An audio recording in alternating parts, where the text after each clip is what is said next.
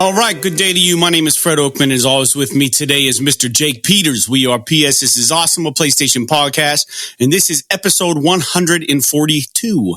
This is a show where we share our feelings about the current state of PlayStation.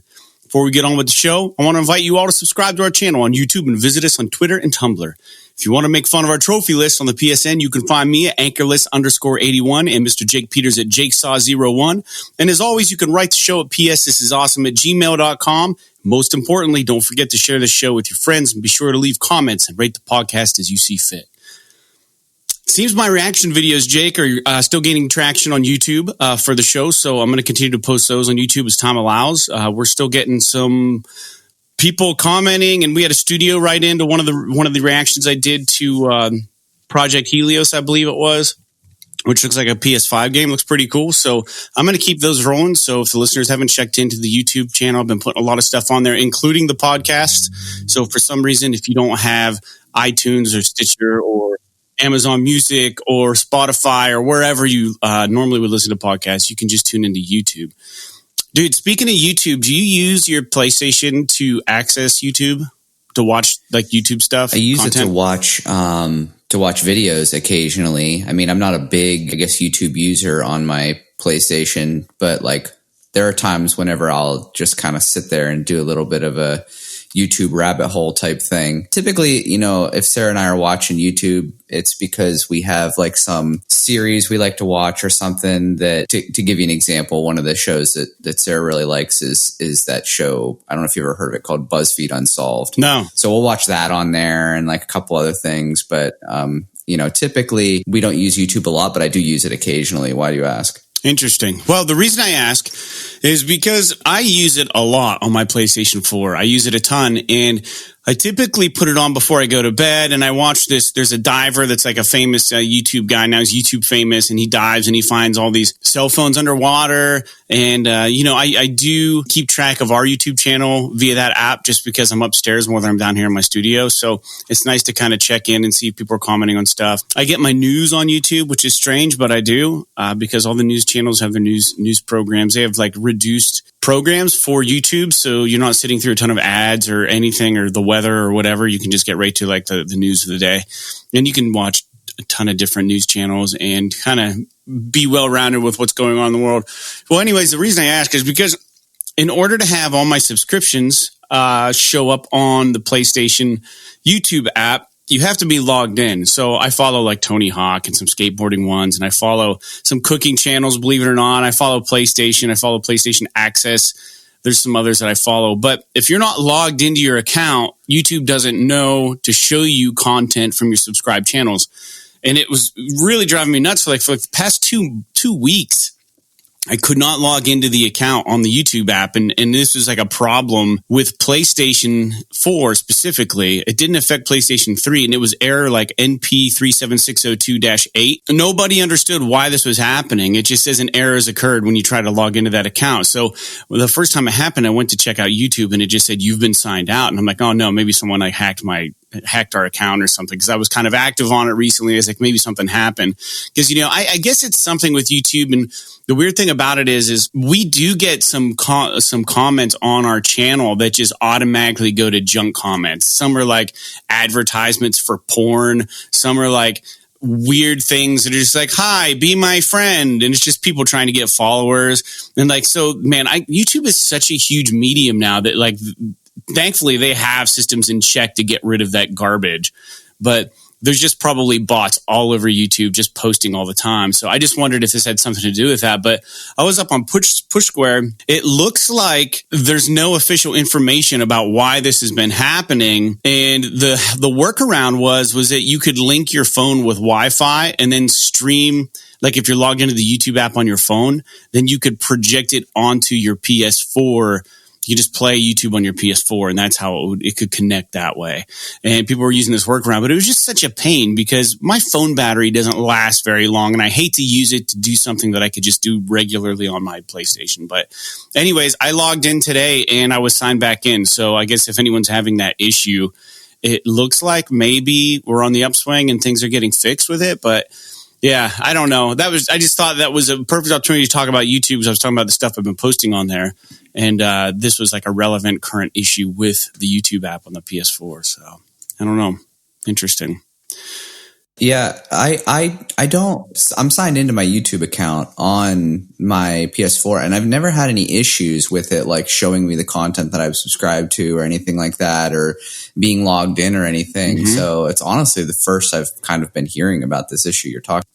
That's crazy. Yeah. It's been going on for like 2 weeks now with a lot of users and no one knows why, but you're probably still playing a lot of the same stuff. I know that I picked up a game at the Days of Play sale. I actually sent you a text. I was like, dude, should I get Days Gone or Assassin's Creed Origins? And to be completely honest, I should just get both because I want to play both of them. But I started Assassin's Creed Origins, which I believe came before Odyssey. And we had talked about it previously on the show about how the setting of this game just seemed a little more interesting because it's like based in Egypt. And you're out in the sand and you're riding like camels around and like it's just a whole different world to explore. Now, I'm going to be honest, I haven't played very much at all. I played through like the intro. I don't even know that I've gotten the screen if there is one that's like Assassin's Creed Origins. But I started it and I think I did, but I'm not very far. And the combat, I don't like the controls of the combat. Like you attack with R1 and R2. And it just feels weird, especially after coming off The Last of Us, replaying that game, and then the Life is Strange stuff. Like just using R1 and R2 for a strong and soft attack, and then pressing like L3 to lock onto enemies. It just feels weird. It's just a weird combination of buttons to use for attacking, I think. I don't know. That was one of the things that I was kind of curious about with the Assassin's Creed thing was if you were going to enjoy the combat, because while the game is fun and it's fun to like run around and the RPG elements are okay and, you know, the settings are cool and like the missions are cool and all that kind of stuff, but the game fucking is ass to control. I mean, they've always been that way. I don't know. I was kind of curious because I heard that things got better starting with Origins and even more so with Odyssey. And I was kind of curious if when you started playing it, if they maybe kind of fixed some of that with Origins, but it sounds like maybe they didn't. Yeah, the parkour and the traversal is all fine. Like the stealth system is okay. Like for a game that's called Assassin's Creed, like you would think like their stealth mechanics would be so much more refined and fine tuned, like Metal Gear Phantom Pain or something. But they're not. And like there's so many enemies when you're infiltrating these temples, and the whole goal of this game is to like, I always thought the goal was to kind of be stealthy and to assassinate people and to be hide. They have the mechanic where like if you crouch in like the shrubs and stuff, like they can't see you. And I to be honest, the only Assassin's Creed I've ever played was Black Flag, and I beat it and I enjoyed it. But I just feel like it should be easier to be stealthy in that game. And I'm never quite sure what the range is. I know they give you like a little gray bar will pop up if you're able to be seen by the enemy. Like, this guy's kind of aware that you're around. You better go hide. But it's like, okay, as soon as that happens, I start to run in a different direction. And then like another one pops up, and then another one pops up, and then another one pops up. And it's like, how can I end up here without having been seen getting here? But all of a sudden, no matter where I turn, I'm going to be seen. Like, do they just like populate enemies? Like, I don't know. I don't know how it works. Like, I don't know how I can find myself in a situation that I got to without being noticed. And then no matter where I turn, even going back the way I came, someone's going to see me. And it's just like, I guess I'm going to fight everybody then. You know what I mean? It's kind of frustrating. And the other thing that's really cool about the game that I enjoy so far is the eagle. You have a pet eagle that can survey areas, and it's almost like a drone. It acts like an old school drone where you can target all the guys and try to be stealthy. But again, even when you do that, I feel like there's no way to be stealthy in the game. Like there is, but there's not. To a degree you can be, but you're not. It's not like Hitman where you can do this whole game without combat. Like you're just going to run into sword fights. And that's cool, but if the battles are, in my opinion, or the fighting just seems so button mashy. It seems like they wanted it to be more than button mashing, because you can parry and you can, have a shield now. So that's kind of nice. And you can dodge roll. But like when you have 3 guys attacking you at once and the combat, they must be aware that it's crappy enough that you have to hit L3 to lock onto an enemy so that you can actually fight them. That when you have 3 guys around you, you can only lock onto one at a time. And it's not like Batman where you mash a button and like he just is a badass and he's fighting people behind him and in front of him and to his side. So you're just really just fighting one person at a time in this game, but getting attacked from different angles. So it probably gets better. I'm going to keep playing it though, because I am enjoying the environment. Like you said, I did play Last of Us Left Behind. I forgot that I had that and I beat that on survivor mode. There's a couple really difficult parts in that game on survivor. I'm not going to lie. And then I'm still on Life is Strange episode 4, Jake. But what are you into right now? Are you doing anything? Playing anything? Yeah, so basically I'm right at the end of Final Fantasy VII Remake. I just got to the part where people who are familiar with the original story, I just got to the part where you get Aerith back from the Shinra headquarters and you just get Red 13 and all that stuff. And it's the way that it's presented is different than the way that it was in the original game, which, is to be expected. That's kind of where I quit this morning. So I should be pretty close. I just started, I believe, the last chapter of the game. So I should be pretty much done with that game within the next day or two. And then Sarah and I have also been playing Life is Strange 2. And I'll tell you what, I have one specific bone to pick with this fucking game. And it's something that's common across all kinds of media nowadays. And it's a trend that is driving me fucking crazy. And so I don't even know where you're going to go with this. For the next 2 minutes, I'm going to spoil something about Life is Strange 2. So if you don't want to know anything about it, it's an old game. That's fast forward like 2 minutes or something. But the thing that pisses me off about this fucking game is the goddamn dog. Okay, they bring that dog into this game so just to give a little bit of backstory. Basically, you play as a teenage boy and you have a young like 9 or 10-year-old brother, and some shit goes down. Your dad dies. Blah blah blah blah. You're on the run. You're of Hispanic descent, so I believe you're Mexican. So you encounter all this racist stuff and all this crap. And it's like that part of the story is very good. Like it's written very well and everything. But then they do this thing where like the little boy, after his dad's dead and all this shit, he finds a dog and this little puppy and he takes it with them and he bonds with this puppy really well. And then, you kind of know that something's going to happen to this dog because none of the promotional material for the fucking game shows a dog. So something is going to happen to this dog eventually. Well, they get this puppy and then they like bond with it and everybody's happy and yada, yada, yada, yada. And then they just fucking kill the dog, like literally for no reason. And the dog served literally zero purpose in the story other than to fuck with your emotions. And that is something that has really bothered me about games, certain game stories and TV shows and movies, is that like they think that because Game of Thrones did this shit where they would just kill off important characters and there's like the shock factor and like everybody's depressed and like it's a viable plot device to just fuck with your emotions for no reason. Like Game of Thrones, when they did it, there was like a point, like it was a plot device. Like it moved the story forward whenever they killed a lot of these important characters. All they did for this was they just added this thing that you were going to love and then took it away from you for literally no reason. And it's something that, like, don't get me wrong. I mean, it's a dog in a game. Like, it's not like this big deal, but it's like the game. The thing that drives me crazy is the game, is so fucked up already, and it's fucking with your emotions so much already.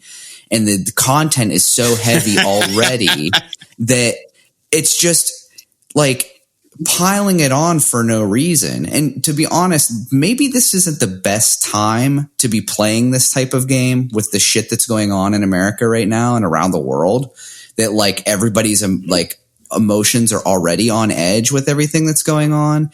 And then to like play this game and you're like, okay. But the thing is that like I play this game and I get like what's happening to the kids, and it sucks and it's really unfortunate, but like it's something that you can, if you can't necessarily relate to it, you can kind of like understand and follow, and you want to see what happens. But like, right, the thing with the dog, it's just like it's just such a cheap shot. in there. It's just cheap shot. Yeah, it's a good way to say it. It's just a fucking cheap shot, and I just wish they would stop doing this in games, because it's not, it's one thing to like have a character that you love and get to know over the course of like if they'd taken the dog and the dog was like with you all the way to like the last episode, and then you encounter some like, I don't know, some fucking bad guy or something like that, and the dog happens to get killed or something, then okay, I can kind of get that, because the dog ends up becoming like a character that is important and relevant to the story and all this kind of stuff before he gets kind of like, disposed of as potentially a plot device. Whereas like instead they just bring this puppy in. Oh, look at the cute dog. And then they just fucking murder him. I don't know. I'm sorry. I didn't mean to go on a rant about this stupid puppy in The Life is Strange, but I mean, my wife was literally sobbing on the couch when this happened. Yeah. And like, we didn't play the game for a couple of days after that. And it's awful. The thing, you strike a good point, man. And this is something we need to be aware of, because you're right. We are in very, fragile times right now, where emotions are super high, and rightfully so, between coronavirus and all the killings and all the things that have been going on, and just the leadership that we have in this country. All these different things, they're starting to pile, and people are cooped up at home, man. And like, you're right. Like, that's what I said when I started playing this game. I was like, dude, I don't know if I should be playing this game. I remember saying it, but feeling like I was a bit of a wuss, because it's like, hey, it's just heavy, man. Like, I don't know. I remember just being like, I don't know. I don't know if I should fucking play. Like, it just gets worse. It just gets worse. And you're right. It's a cheap shot. It's like, let's kick the player while they're already down, because they just experienced this terrible racial killing in the game. And then you're on your own with your brother, and then you're trying to be big brother to the little brother, and then finally the little brother gets a little happy, and it's something to take his mind off shit, is having this puppy. And as a player, even though it's digital and even though it's a video game, as a player, you actually get connected to this dog a little bit. And it's not even so much as the connection to the dog, but just like, it's like, oh, as a reminder to the player, we're just going to remind you that the world is a fucking shitty place. And this stuff happens on a daily basis, and little kids' hearts are broken all the time. And we're going to make you experience that, although it serves nothing for the plot. Like you said, yeah. And this happens in a lot of games, I feel like. But granted, I remember when I rode my horse mistakenly off a cliff in Red Dead 2, and I was really attached to that. But I mean, that was my own fault. But the fact that you could lose your horse, I guess, that's kind of one of those things where it's your own fault. But in this game, there's nothing you could do to avoid this dog from dying. And there's nothing you can do to not take the dog or have the dog as part of your group. So yeah, it was sad. It was a sad thing, man. I'm glad you said something about that, because I was really pissed off about it too. Because I know you're a dog person, and I've got Charlie. He's a dog person. I'm a dog person. Sorry. I never used to be. I used to be kind of impartial on dogs, like just neutral. But I've grown to love them. Yeah, it's just a tough thing to watch and go through, on top of all this stuff, especially when like people who typically play video games to get away from the bullshit. You know what I mean? Are you playing episode 3 right now? No, actually, I'm currently playing. We're still on episode 2. I mean, we played these episodes. I mean, I don't know if they're actually long or they just feel really long when we're playing them. My attention span has admittedly gotten a lot shorter with video games. I can only play in like really short bursts, because the whole dog dying thing happens at the beginning of episode 2, and we've been playing episode 2. And, we played a little bit after the whole dog dying thing, and then we played a bunch of it last night, and I'm still in episode 2. So I have to imagine that we're probably close to the end of episode 2. Yeah. When you play it, are you like looking at every possible thing to look at, because that's the way that I play it. And I think like it just elongates the game. Like I look at every little thing. Like if there's a light switch, I'll just, and I'll have an option to interact. I'll just go look at it just to look at it to see what the guy like says out loud about it. Yeah, I mean, we do the same thing. We fucking look at everything. We read everything. We look at like anytime that like you get to a new spot in the story, you like open up your journal and there'll be like 10 new pages of like drawings and notes and like journal entries. And so we read all that stuff and we look at all the stuff that he comments on and we explore all the rooms to make sure we don't miss anything. And yeah, I'm sure it does make it artificially longer, but I don't even know if it necessarily makes it quote unquote artificially longer, because why would they put that shit in there if they didn't want you to experience it? Yeah, it's part of the character building and part of the world building, I think, with the way that Don't Nod does their games. That's good. I think overall, though, I still do enjoy the game. Just wait till you get to episode 4, because it's not really even sad. It's just kind of weird, the turn that it takes. But I think you'll enjoy it, man. So let's move on a little bit. News, the Days of Play is live. We talked about it a bit on our show last episode. It's finally active. I was looking on here. This is where I got Assassin's Creed Origins off the PSN. There's some really good deals. I'm going to run through a couple right now that I think are pretty good. Days Gone, if you guys haven't picked that one up, I haven't even played it, so I can't speak to whether it's a good game or not.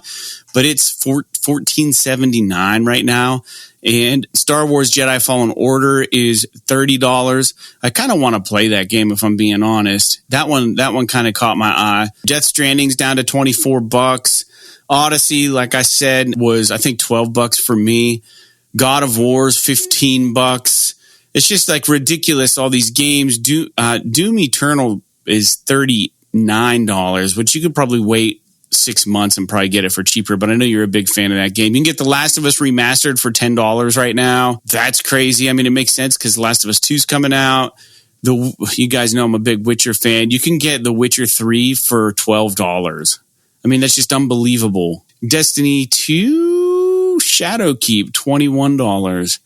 So yeah, I mean, there's some pretty good deals on here right now. Like, I know a lot of people were kind of about it, but I know that Operation Ghost Recon Breakpoint wasn't really a big hit, but if you guys enjoyed the Ghost Recon series, the one prior to this one, I thought it was Wildlands. I had a good time playing that. I heard that they fixed Breakpoint a bit. Now, this is, of course, a Ubisoft game, but what was most interesting about Breakpoint to me was that you could actually modify your characters. There were people on a G.I. Joe Reddit page that figured out how to manipulate their character skins to look just like G.I. Joe characters, and I thought it was like the coolest thing ever.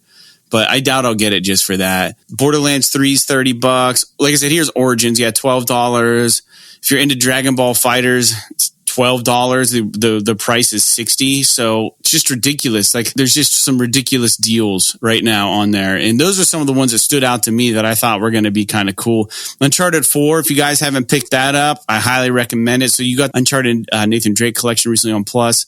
If you don't have Uncharted 4, it's $10. I think that might have been on Plus too at one point, but maybe not. Maybe I'm wrong about that. But yeah, just kind of combing through these. Lost Legacies, $10. Injustice 2 is $5, which is, I didn't even see that. That's crazy. I think I played the first Injustice and liked it quite a bit. Battlefield 5 is $15.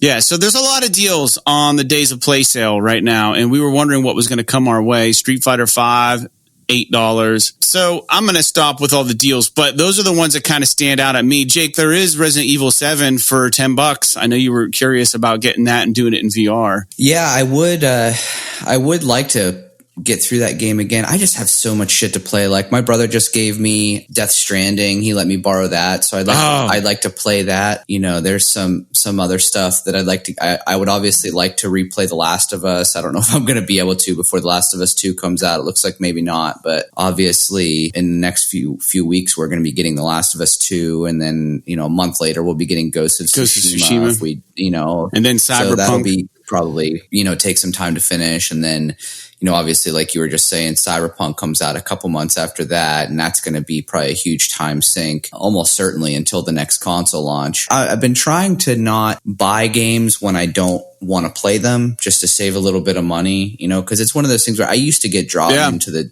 drawn into the rabbit hole of sales where I would just buy stuff because it was cheap. And then I would have this huge fucking pile up of games and like never end up playing some of them, which is fine, you know, because then you have them in your backlog and you own them. So you could go back and you can play them and yada, yada, yada. But like, let's say like you're talking about Resident Evil 7 is on sale right now for $10. And that's a great price. Don't get me wrong. But, you know, because I'm not planning on playing it right now and I might not play it for another 6 or 8 months or maybe till next year or maybe after PS5 comes out, by the time that happens, it might be $5 on the store. So like, it's one of those things where, you know, unless I'm planning on playing, if you're not chomping to play so many weeks or months or whatever, like I'm not gonna, you know, throw a bunch of money into it. I feel like, you know, maybe we should. I'm sure you'll probably fix this in post, but we should probably apologize to the listeners a little bit that, you know, our back and forth probably seems a little bit wooden, and that's because my internet connection is fucked right now, and I don't understand why, and I'm going to call my provider on Monday because I'm paying for 500 meg down internet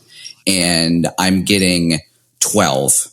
So that's really, really shitty because I pay a lot of money for that internet.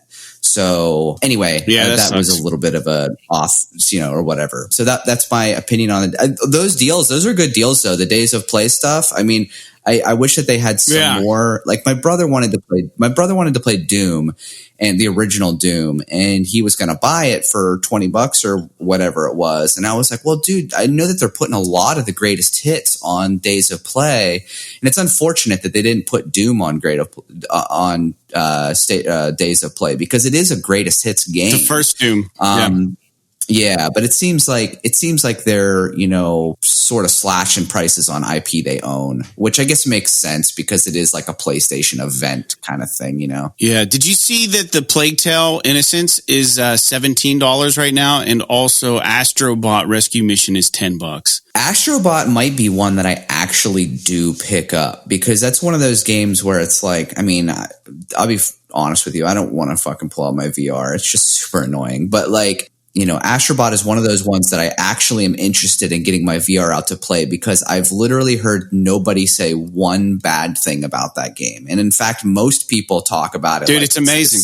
Great, you know, game. So I want to actually play it. And, you know, maybe if I got the VR back out and kind of had the opportunity to get into something like that, maybe I'd get back into VR and play something like Moss or, you know, it's just, you know, like we've mentioned in the past on the podcast, the VR for me is just like, I really like it. I just, the thing that keeps me from playing it is just the setup and the hassle of like getting all the cables hooked up. And it sounds so silly to think about from like, you know, it almost makes you seem lazy or something like that. But it's like, yeah, okay, I've got to get this thing out of the box and I've only got to hook up 2 cables. And then I got to think, but then it's like, oh, I got to move shit out of the way in my living room. I got to get a chair out there. I got to sit in it. I got to set it up so that I'm in frame for the fucking camera. And it's like this whole spiel, like 20 minutes or half an hour. And if you have Move controllers, you got to make sure they're charged.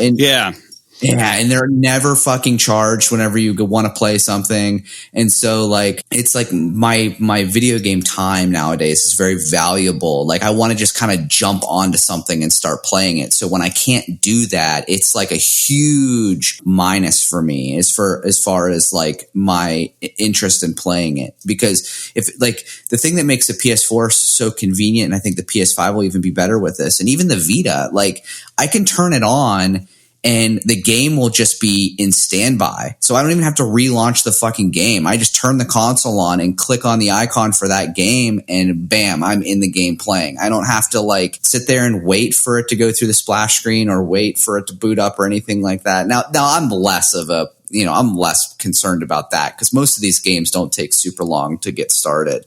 But some of them do. You know, some of the bigger games, you know, they take a few minutes to get booted up. I mean, that's a bit of a freaking, you know, obviously that's a little bit of a digression that maybe was not needed as far as the VR is concerned. But yeah, Astrobot is one that I am actually interested in picking up. And Days Gone was another one that I'm sure I will end up playing eventually. I just don't know if I'm going to play it right now because Days Gone is going to be one of those games that we are for sure going to get as a plus game at some point. There's no doubt about it in my mind. I've been thinking that too. Days Gone at some point. And because, there are other first party games that are big that we haven't got as plus games. Like we haven't got Horizon, we haven't got God of War, but both of those games, we haven't got Spider-Man, but those games were fucking huge and they were massive sellers and they're still selling a lot to this day. So there's no incentive for Sony to make it a plus game. Days Gone is not one of those games. It's a first party game, which makes it, free or easy for them to put up as a plus game. And it didn't sell very well and it wasn't received very well. So they have a much bigger incentive to put that thing out as a plus game, especially on some of these like slow months. Now, are we going to get that before PlayStation 5? Probably not. I mean, they may throw it on there before the end of the console generation. They may not want to put something like that on PS Plus whenever you got these other huge games that are out that people are going to be ignoring it to play. Or they may wait until they're getting ready to announce Days Gone 2 before they make that a plus game, the first Days Gone a plus game.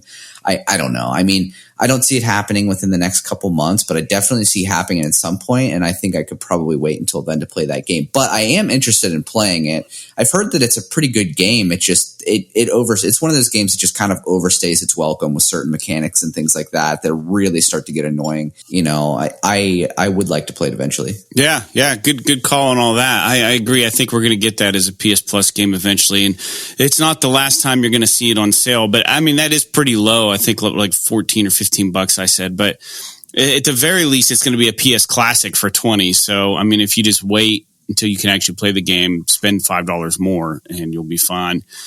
The other thing I wanted to talk about, I was over at Push Square. I like to go to that site, and it says that The Last of Us is going to be probably the most accessible game for PlayStation, or maybe ever. I don't know much about that, but I was reading about some of the stuff that Naughty Dog has implemented into this game for anybody who would have an incapacity or a limitation as far as vision or hearing or any kind of motor skill impairments. And I thought this was really forward thinking on behalf of Naughty Dog.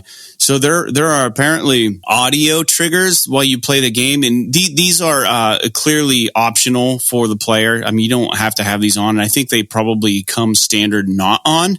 It's something you'd have to tick on a box or something to get it to do this, but there are audio triggers. They were saying that you could probably play The Last of Us without even using the screen, which is crazy. They said that there's cues for pretty much everything for the player. So to tell you what direction the enemies are in, where the doors are, where items are to pick up, they tell you what the environment looks like, where you're at, that kind of extreme. Maybe it's not an extreme. I mean, it's just something that we're just so unused to of it being an option for a video game. They also said there's a pretty impressive text to speech that you can access and turn on that will tell you what the names of all the items are that you pick up. And there's also an interesting feature that has, for vision impaired people, that has a high contrast mode where it can like make the friendlies look blue, like shaded blue, and the enemies look red, and anything that's like unimportant, like a shade of gray or something. And you can also zoom in. You can zoom in on certain parts of the screen using the touchpad, like just double tapping the touchpad. You can zoom in to see things that are like in the distance or something. I don't know. It just seems really crazy. And they said there's also one other function that actually slows down anytime you're in combat, slows down movements in people so that if you lack any kind of motor functions, you can get through the game a little easier. So, Jake, what do you think of all that? I mean, that's like I said, I think it's forward thinking. I think it's interesting, very, very progressive in a positive way. It just seems like they really left no stone unturned with this game. Yeah, I'm actually really, really happy to hear that. I know that I really love seeing a lot of these accessibility initiatives that companies are taking with video games to make them more accessible for people. And the fact that the developer themselves decided to go through and because it probably was no small feat for them to go through and add all this stuff in to make it accessible for people with, sight issues or hearing issues or whatever. I think that that's really, really cool. And I don't know, did you read anything about whether or not, and maybe you said this and I missed it, but did you say anything about whether or not they added the ability to like remap buttons and things like that. Cause I know that's one thing that I don't understand why it's still not in every fucking video game, why you can't remap the buttons to be whatever you want. But for whatever reason, it's not. And that would be a huge accessibility thing. Yeah, I didn't read anything specific about that, but being that they went this deep into it, like I would be surprised if it's not an option at this point. But the thing that's really interesting about this also is like I've been like trying to stay dark about The Last of Us. Like there's so many awesome videos been posted on the PlayStation YouTube channel about like the story of The Last of Us, building the story, building the environments, character development, all these different things that they're putting out. And I believe that a lot of review companies have been able to get advanced copies of this game now. And some people have actually played through it, like reviewers. And it's really interesting to me because it seems like everybody's just chomping at the bit to talk about this. And I just can't believe that I have not had anything spoiled. And the only thing that I haven't seen anything, like I had the volume off and I was just hovering over some of the PlayStation videos and I was doing these reaction videos I was doing. And the graphics of this game, from what I can make out, just look very, very next level. And I'm actually worried that my original PlayStation is not going to be able to handle it, man. Like this is the first time I'm actually concerned that it's just not going to be equipped to play this game. And I don't want to go buy a PS4 Pro now with the PS5 imminently being released at the end of the year. So if my PlayStation 4 dies playing The Last of Us, I don't know what I'm going to do. I'm going to be left with a difficult decision. Have you considered this? Yeah, I have considered it. I think that you'll probably be okay with The Last of Us. I mean, you may get some bits here and there that maybe have a little bit of slowdown or something, but they're a first-party studio, so I have to imagine that they're probably going to optimize it for both versions of the console. Yeah, it's probably going to look better and everything on the Pro, but I have a hard time believing that they're going to let Naughty Dog is going to let a game like The Last of Us Part 2 run like shit out of the box on the regular PS4. Now, I will say that I'm more concerned about having that issue with Cyberpunk. I would be surprised if Cyberpunk doesn't have some kind of performance issues on the original PS4, just because of the scope of that game and everything. And because they're a third-party studio and everything, and it's right on the console gap, and but it's one of those things where it's comes with the territory. I mean, we're at the end of the freaking console generation, and think about when the original Last of Us came out. Now, there wasn't a pro version of PS3, but when the original Last of Us came out on PS3, there were no performance issues on that, and that game looked out of this world for a PS3 game. Do you have a PS4 Pro? I do not have a PS4 Pro. I decided that I wasn't going to buy one because I didn't want to buy a 4K television at the time. And I wasn't going to get a PS4 Pro if I couldn't utilize like the HDR and the 4K functionality. So I decided in my launch PS4 is still running just fine.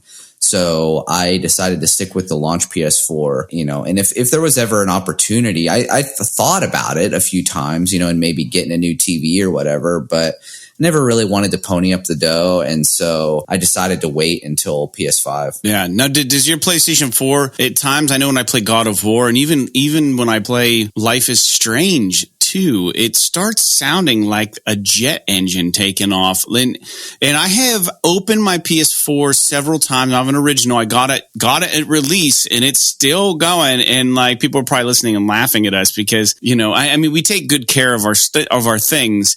But my concern is that it's just gonna overheat. Like I've cleaned it out multiple times and gotten all the dust and barnacles out of it, and I'm just worried that this thing. And granted, I'm sure the Last of Us 2 is going to run fine on the PlayStation original. But my concern is when you have this old of a machine and it's generating that much heat because of the processing power involved, like, is this going to be the straw that breaks the back and it's just going to shit out on me? Like, I think my console might just die is the problem. Yeah, I totally get what you're saying. And mine does the same thing. Like when I've been playing the Final Fantasy VII remake, it like Dude, even when the game is like just running in the background, but I have it like, it's in standby mode or whatever, and I'm just in the PS4 OS, like you can hear it from fucking 2 rooms away. You can hear my freaking PlayStation 4 going, and I'm just like, what is this? Like, why is it like I got to turn up the volume to drown out the fucking fan on my PlayStation? Like, it doesn't make any sense. Yeah, I mean, I get it. They're trying to keep it cool or whatever, but it is a concern, man. I think between the two of us, one of us is going to have a broken console because of The Last of Us 2. I just think that it's just a matter of time, man. Sony probably feels that everybody. There's very few of us out there running the OG PlayStation that game as hard as we do. Like most people probably have picked up the 4 Pro or picked up an additional PlayStation since. Man, I haven't. That's also, let me say, that's also a testament to the quality of the PlayStation 4. I can't believe how long it's lasted. Yeah, I'm honestly blown away too. Now, I didn't have a launch PS3, so, I'm not sure how the original ones held up, but I don't think they held up nearly as well. Especially, I know the launch PS3s had issues with the Blu-ray drive and shit, which is unfortunate because that's the most expensive part of the PlayStation. The PS4, I got that thing, it arrived at my house the day after launch. It didn't arrive on launch day, which was annoying as hell, but it did arrive at my house the day after launch, and I'm still using the same fucking PlayStation. And I don't know that I've ever opened it up and cleaned it out. I've cleaned all the shit off of the outside of it and everything for sure, and like cleaned the vents from the outside. But I've never opened it up and blown it out. Apart. And I'm afraid to, dude. I'm afraid to now. Like, I don't want to tear it apart and like start blowing air through it and shit like that and knock something loose right before. I don't want to have to buy a new PlayStation a month or two to play before the PS5 comes out. That's like that's like my biggest concern. Yeah. So let me ask you this. So what happens? Let's say, Jake, your PS4 dies. You put you download it or whatever you're going to do. You go to start it up. You're like 2 hours in the game and your PlayStation 4 just shits the bed. Do you sleep on The Last of Us 2, Ghost of Tsushima, and Cyberpunk and wait for a PS5, or do you get like a PS4 Pro to play those games? So here's what I do.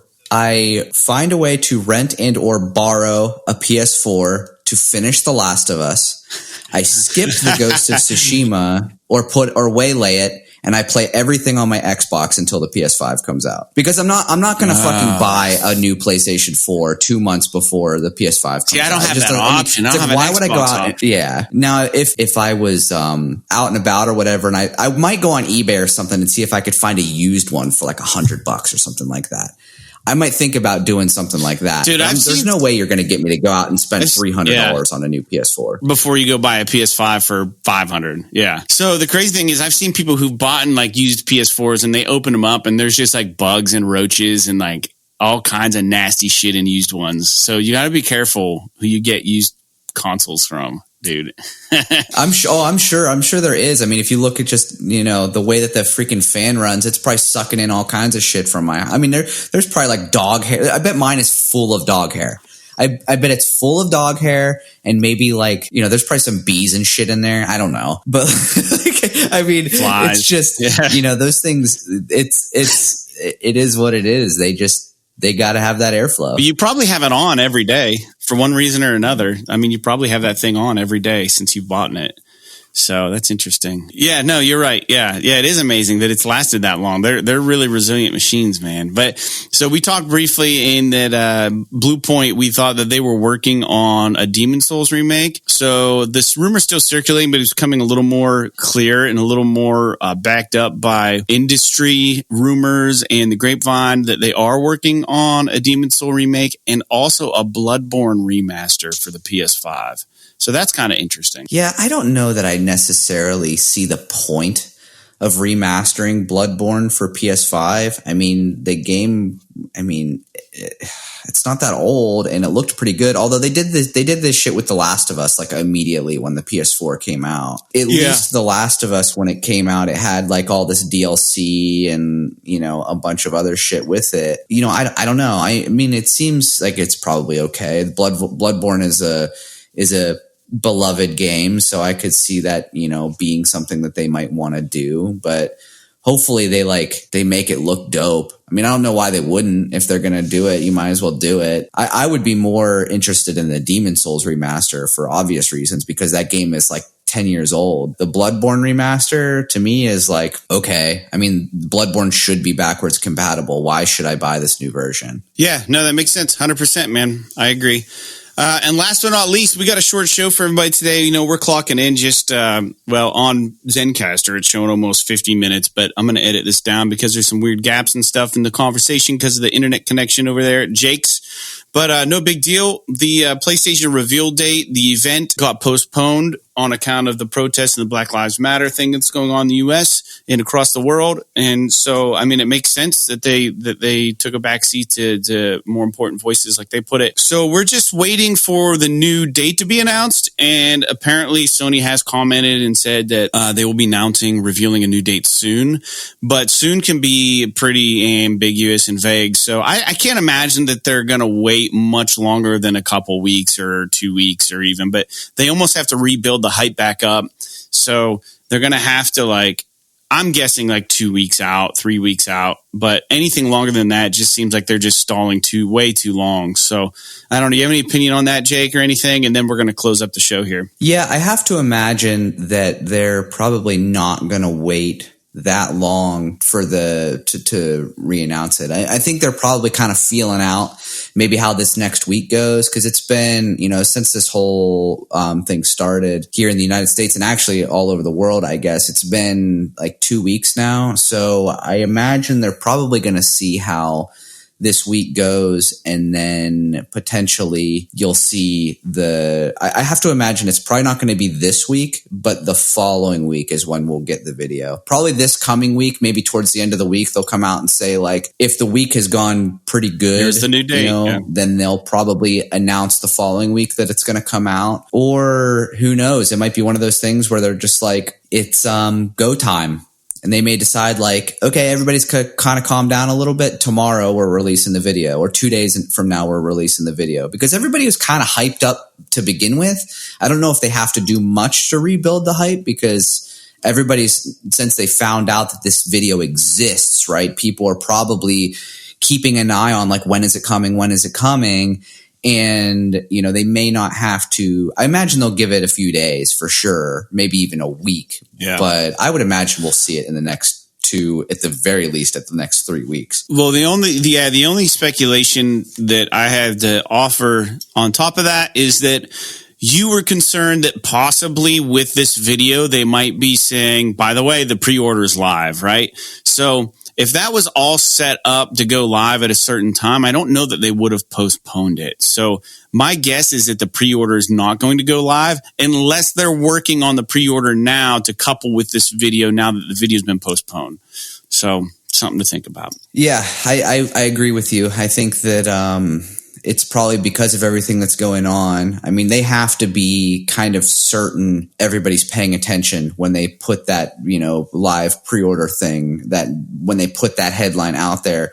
I have to imagine probably what they're going to do, because of, the fact that they're not able to do a live press conference and stuff like that, is that they're almost certainly going to have a video where they're going to do all the shit, and they're going to give a bunch of, news and games, and this is the console, and this is what it looks like, and blah, blah, blah, blah, blah. This is how much it costs. And then they'll be pre-order start 1 week from today or something like that. I mean, I could be totally wrong. They could just be pre-order start the day the video comes out. But the problem is that because it's not a live event, you don't know when people are going to watch this video. So there's going to be a lot of people that are going to be bummed because they didn't get a chance to watch it immediately. I don't know. But I agree that we're probably not going to get a pre-order announcement with this next video. But they may announce when the pre-orders are going to go live. Yeah, they could do that. All right, Jake. Well, I appreciate you being here with me today.